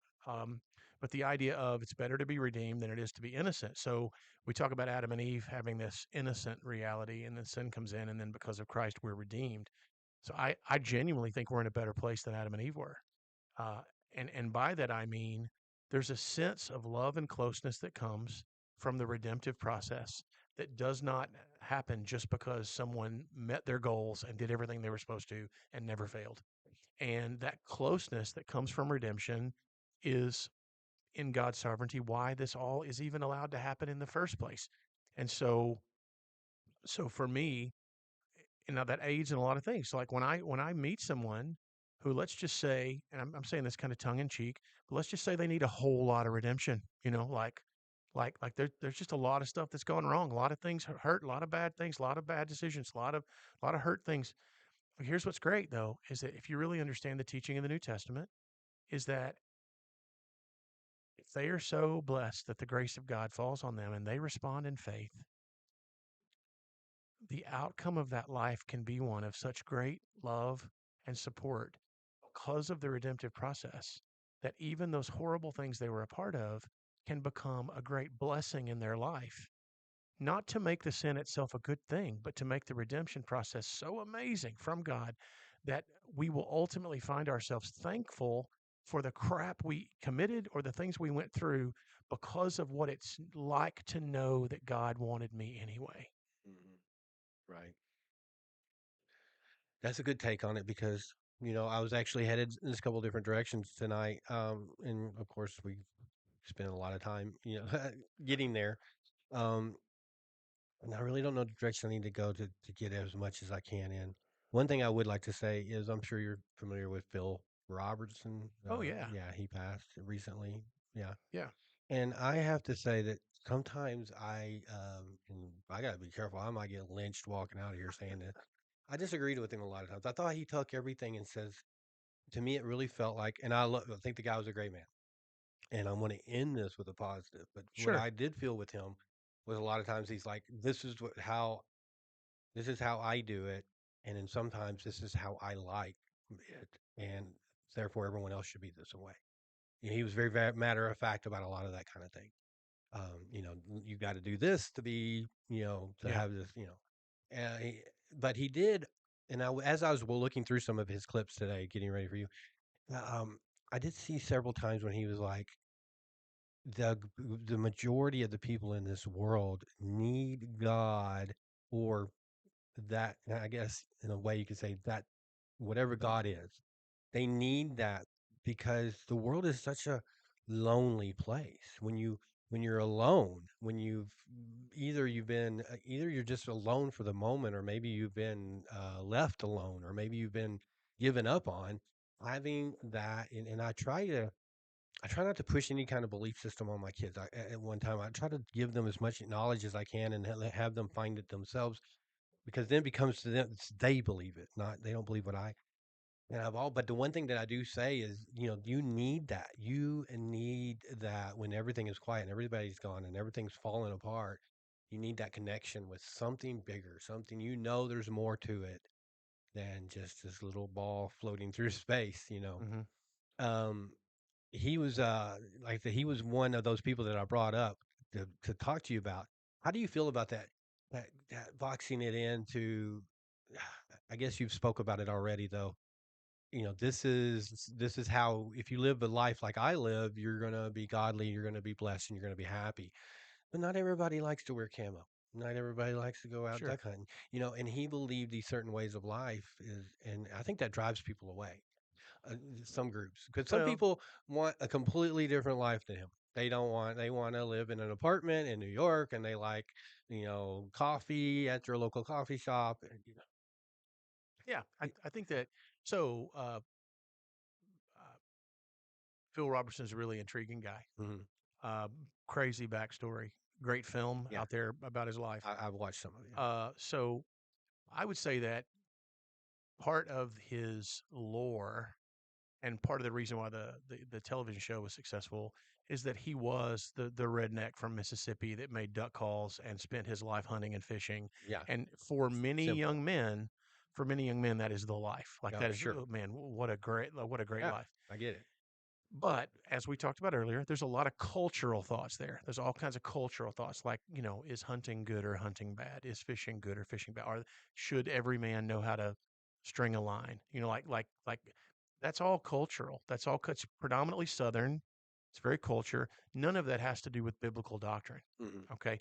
So because he also, in addition to that, was a Christian man, and used his platform to talk about his faith, it's easy for us, I think, to put all that in one big ball and say that's just one big existence. It's just Mhm. one big thing. And when he might say everybody needs to be like me, and I don't know that he said exactly that, He but that never did. that kind of thing. Um, if he's talking about he hopes that everyone has the assurance of a walk with God that's genuinely fulfilling and grace filled and brings great joy, then yeah, I would agree with him. Like, man, everybody would love that if they could have that. If he's talking about everybody needs to wear camo and and Yeah. vote a certain way and shoot a certain like, then I would say no. Those are cultural statements. That fits very well when you live in the place he lives and surrounded by the culture around him, but I think you could just as easily find, a cheesehead from Wisconsin that, Right. that has cultural truths and thoughts and identities and stuff that could also then blend with their faith. And that's one of the beautiful things about Christianity is that it does meld well in multiple cultures. Uh, Problem is when you're just thinking about the faith across the board, you can't include all those cultural local things or you'll really mess up and you'll really push people away because you're pushing them away with cultural speed bumps Yeah. when that's not even supposed to be part of the conversation Yeah, you know that's really the point I was trying to get to, was so often it's not whether these real serious doctrine. I was talking to someone earlier today because you were coming on, and I was like, there are certain things that just don't mean as much as what we think they mean in the grand scope of things. Um, when you're talking about like eternity versus the temporal, what you do here, hmm I can't believe that some of these things are as important. But and I think that's what drives people away a lot of times hmm is like that particular situation. If I'm watching that and I have no preconceived ideas, and you're telling me, "Oh, you got to be this," and then you're like, "Oh, that seems pretty miserable." I'll give you an example of something in my life. A person that I know was was and has become a very athletic person, very outgoing, very athletic minded. But the churches that that person grew up in um, wasn't not necessarily said it was a bad thing. They did it was you were not Christian if you as a and it was a woman.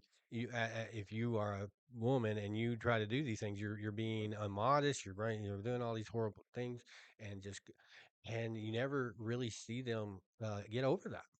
They're like, I don't know. It's stronger. I think I guess what I'm trying to say is that ministers and preachers and pastors and priests and everyone needs to understand the extreme power that they hold, and just those words. I hope that because I talked about once when we were last about the young lady who was in this church and there was this movement of what seemed like God, and I felt like it, that hem of the garment thing. You're touching this person was touching something beyond my understanding, and this is her first experience. And then this preacher comes up and he says, "You feel that?" And then she's like, "Yeah," and she's like, "God." So now he's confirmed it. She's feeling something and she's like, "What the hell? What's going on?" sure And now it's been confirmed by someone of authority.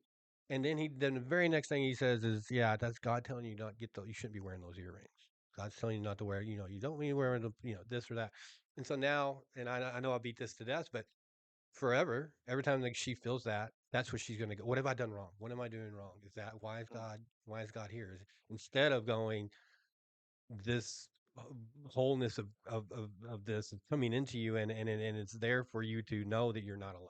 yeah You know, I know I tend to beat that to death, but I think that's really such an important thing that as a minister and a preacher, and I see that in you, and that's why I continue having you back because I like that about you, that you're not going to push that part. You're not going to say it's going to take and then two, how often we preach about sin in church. And I mean, it's just in some churches, it's every service.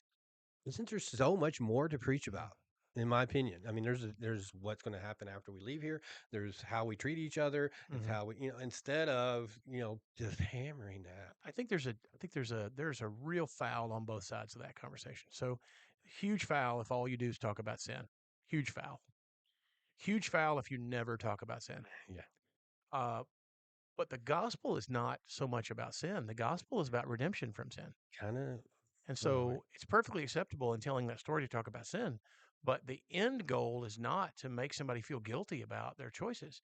The end goal is to offer someone redemption Mhm. because of what Jesus has done for us, and to help someone understand the potential of forgiveness and the potential of faith and the potential of submission of your life to the one who you can trust. And so, yeah, I don't know the pastor you're talking about. I said last It's time, I think he's completely in the wrong. Even first of all, I think his understanding of whether or not earrings is right or wrong right. is wrong.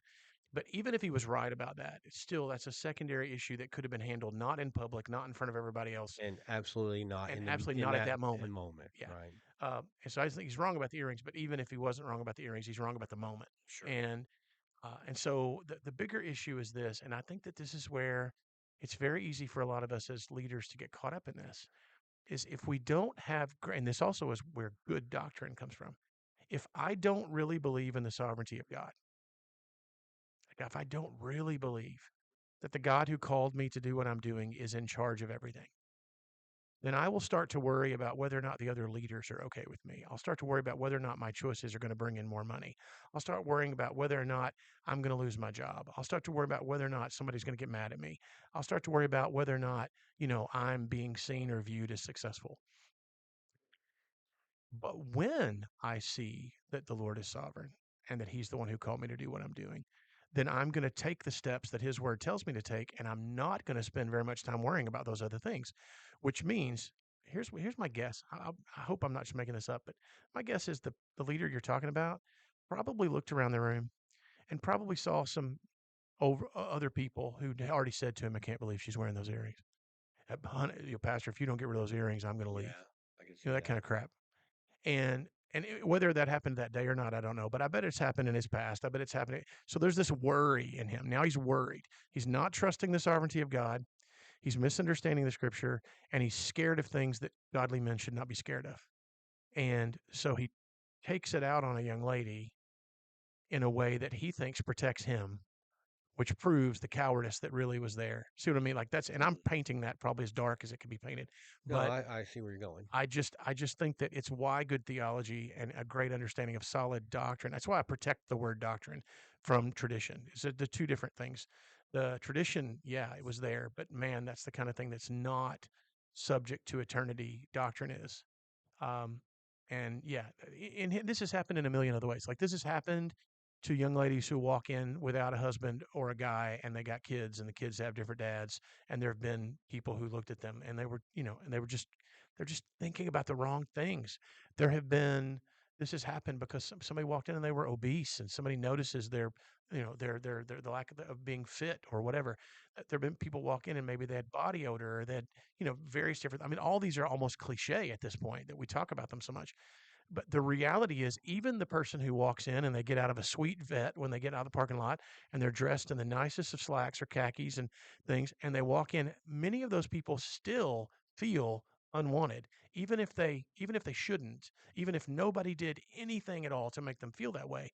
It's just a construct of our culture, and it's the way I would say the enemy of God's people has placed things out there for us to see and do. And so it's up to the people of God to make sure that we're not only preaching the gospel with our words and our sermons, but we're preaching the gospel with the way we treat people, you know? And so the idea of you have come to a place of redemption today. You have come to a place where you're going to be cared for and loved today. You've come to a place where, regardless of your past, we're more concerned about your future today.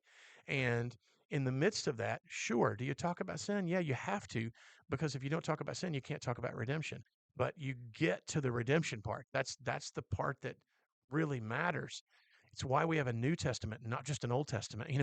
It's the reality of that. So, I'm not going to keep talking because I could talk about that forever. But Yeah. yeah, that's a big issue. That's a similar thing that I listened to, and I actually started. I looked him up again today, and it's crazy that he's still alive, 95 years old.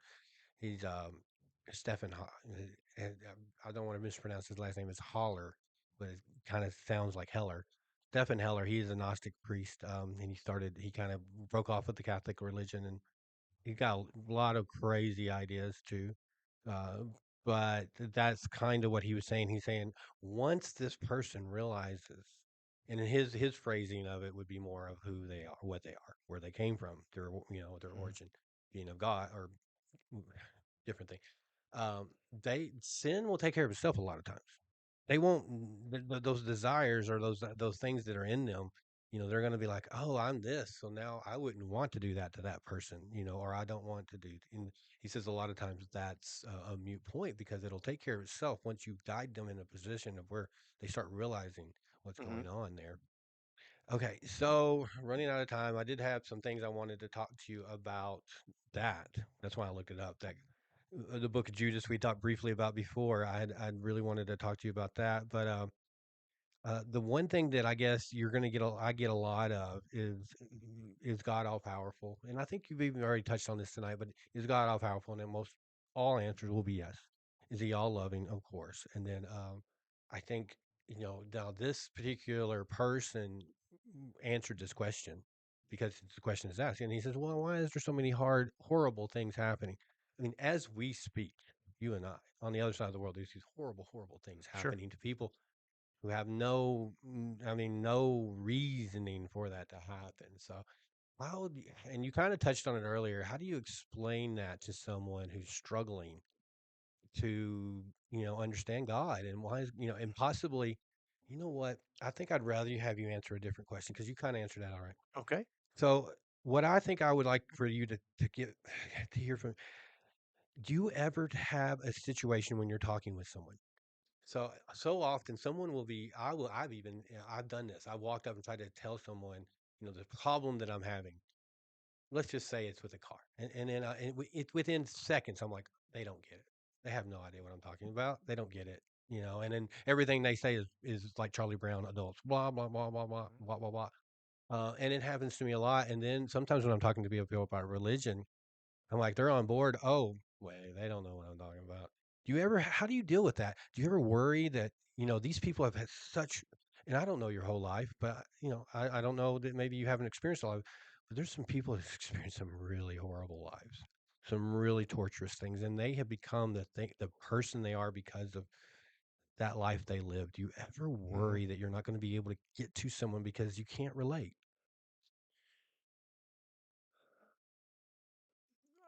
Sure, sure. The reality of recognizing some people have been through things that I've not been through anything even close to that. Mhm. Okay. I think that's a statement of humility, just recognizing our own limitations. However, I'm not ever going to talk to somebody to whom Christ can't relate. So I may not personally be able to relate to them, but I know that He can. And Yeah. um, so here's what I would say. There are some instances when you're dealing with someone and they've had all kinds of horrible things happen, and at the same time, the real honest assessment is that most of those things come directly because of their own choices. Mm-hmm. Okay, like they're just straight up directly because of their own choices. Um, and in those situations, usually even they, especially if they're a believer, will go, "Man, I did this to myself." Mm-hmm. And so welcoming redemption is a great and easy thing. The hardest ones, as like a counselor for me, are the people who are genuine victims, Yeah. like like That's more like what I'm talking about. genuine, authentic victims. And so then to recognize, and philosophers call this the problem of evil. There's lots of ways to discuss it, but the idea of, okay, maybe this is what you're asking, but if God's all powerful and He's all good and He's all loving, why did this girl get so hurt by this person or these people?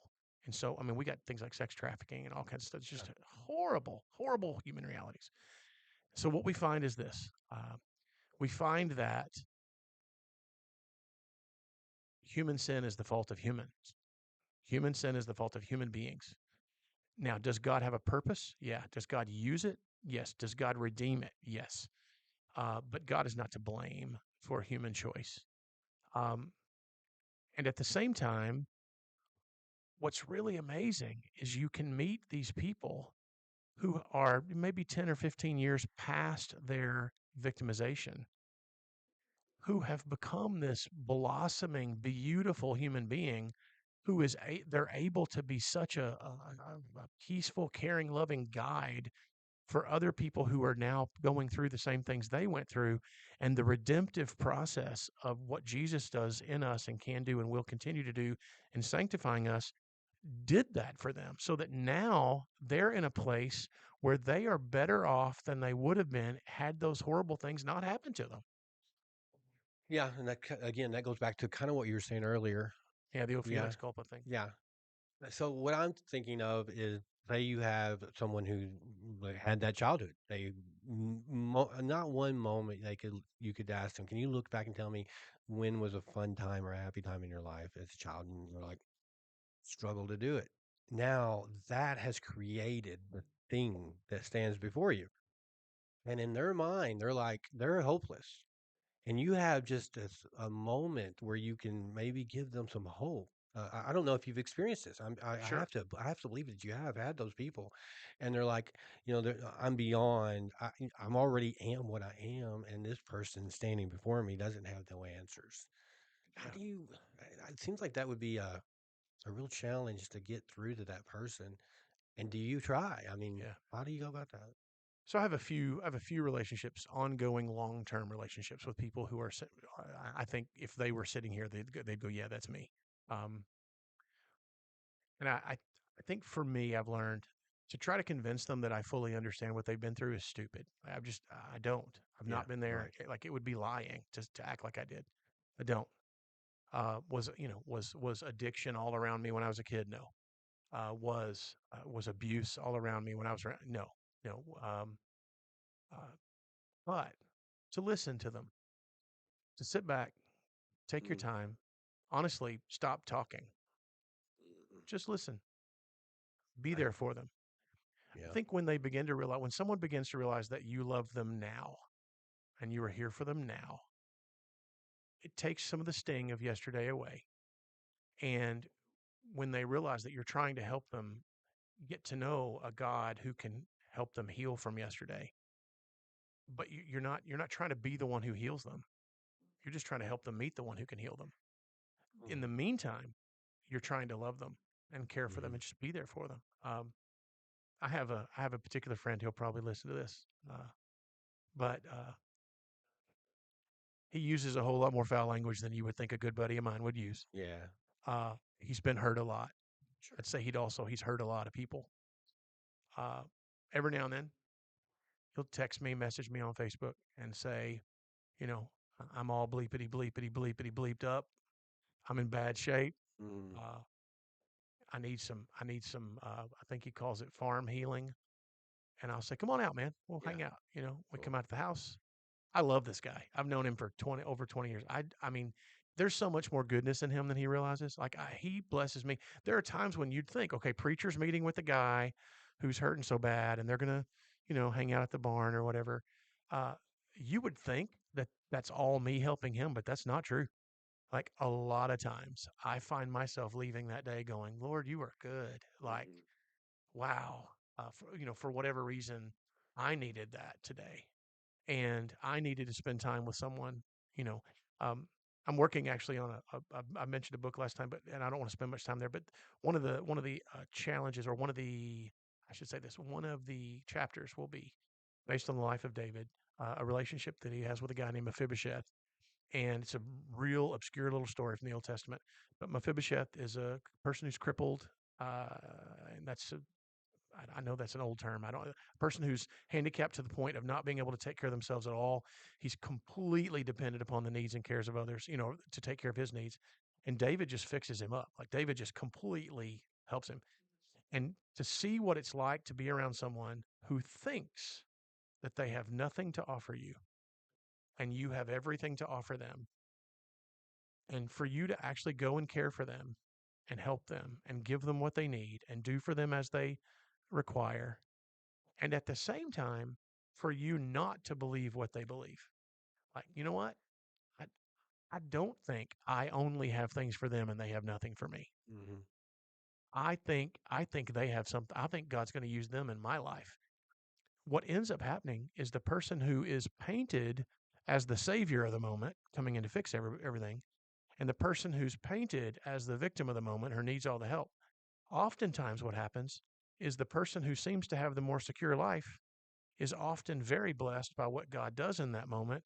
And the person who's struggling the most, who is also very blessed by that moment, ends up becoming a blessing, which I think might be one of the greatest forms of healing for them Mm. because they begin to see the value that they have, And even their though they didn't own, recognize it was there, yeah, their own value. is that they're actually valuable. God is going to use them to bless someone who they thought was so far ahead of them that they had nothing to offer. Yeah. And I'm just going to say it, like I have some people I love dearly who the average human being might think I have a lot to offer them, they have nothing to offer me, but it's not true. Yeah. Uh, I may have some things to offer, but God always uses our interaction as a blessing in my life. That's again. This is why. That's why. I would say. This is why I love you, man. You, you have that genuineness about you, and that I think that's your charisma that's really had that attraction to so many people. I think that's why you had 1,000 people in your churches is you're genuine, and it's such a rare thing in this world we live in. We can disagree, but if I think you're Sure. just giving me a bunch of crap just to have someone see this podcast. Well, Brad really gave it to him that time. He shut his mouth up. He ain't going to tell that no more. You know, I think that I wish that the world would get more like that. And we've been talking a little bit about politics and some of the others, and I've got some politicians coming in, and I still firmly believe that the body needs both right and left arm to work optimally. Can we not? One without the yes, we can, but I think that's where we are as a country. That we can't come together. And I think it's because we have that arrogance about us. We can't set and the decisions made before the argument starts or before the discussion's made. Hmm. And I think we need that genuineness in us and maybe retract and find something that we agree on. Hmm. And let's go from there. Let's go back. Instead of let's just start with the things we disagree on because we're not going to get nowhere. Start back here and let's move Hmm. this direction. So I hope that and I think that a lot of churches could use that too, though. You really got to look at it from the perspective of the person walking through the doors for the first time. Yeah. And they're there. I guess there's something's drawing them. There has to be something there, and there's a curiosity or something. And so often those people are put off by. I mean, like I was saying, you'll hear you'll say, I've done this, I've done these horrible things, I had this horrible life, I've never had anything good ever, and then somebody who has no idea, will sit there and if you just do this, if you just get this out of your life, if you just turn around, what happens then is the Charlie Brown adult. Well, this guy doesn't get it. He doesn't understand how hard this is. He doesn't understand how he doesn't understand where I'm at and how I can't get out of it. And then what you said, I think was the perfect thing. Sometimes you just got to listen to them, Yeah. and that's it. They need to get it out there and hear it themselves, and then that's where you start finding your way around. You're like, then you can start going, well, what about this? Have you decided? I think that's the perfect answer to that. I don't. I think I just wish that was more of what people experienced when they went to church Hmm. or anything. That they had that. I'm here to listen. And Well, I think I know why it's not. And I know we're probably winding down here, so I won't take a lot of time. But so n- not too many years ago, 40, 45 years ago, the American church stopped focusing on discipling people, which would be Christian term, just means to really help someone develop an in-depth faith. So grow in maturity, um, understand the things that Jesus has taught, live them out actually and genuinely. Uh, it became oftentimes more of an entertaining or like drawing thing. So what can we do to get the biggest crowd? And what ends up happening is, and I think most pastors would agree with me on this, is that you end up with a whole lot of people who have a faith that's a mile wide and an inch deep. And honestly, dealing with the kinds of things you and I are talking about requires depth. yeah, I Like, agree. like you can't know how to help somebody who's been through a whole lot of things and they walk in the church completely out of their own culture and know how to help them if you're Hmm. if your faith's not all that developed and matured. And so it's one of the reasons why, we're working on this, but I'm sure lots of other congregations are as well. Like really genuinely helping people grow in depth faith, not just so that they can go look at my faith. I mean, that actually someone with a deep faith would never do that, right? But it's more of a if they're living in the deep end, Yeah. okay, then when they find someone who's in another kind of deep end, they have something to offer them, and they have a way to treat them that's fortified out of a mature faith, not just things like, "Hey, you're not supposed to do that in church. Why'd you do that? Why'd you do Yeah. this?" That That's time all will come. coming from immaturity, Hmm. and so uh, Lord help us. We Yeah. disciple people, and then He can use them in ways to help others. Right. Well, I think you're doing a great job.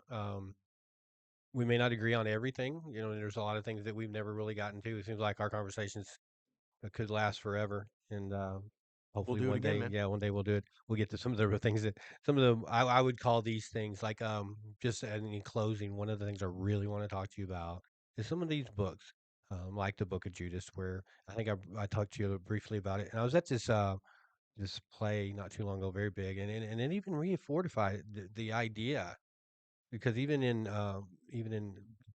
the Bible that we have now, it tells that when Christ is talking, and I can't tell you word for word, but what I synapse it as is Christ said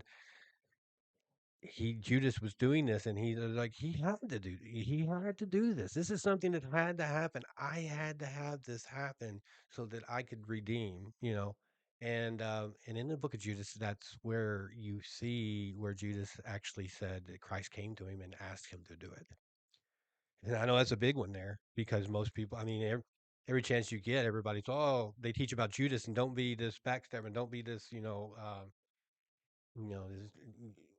Christian, and then all of a sudden turn your back and on Christ. But this particular telling of it, and we can get into the scientific part, and it doesn't really matter. Honestly, I don't think it makes any difference at all in the way we believe or not. It's just some things that people are going to start asking, and sometimes you want answers for.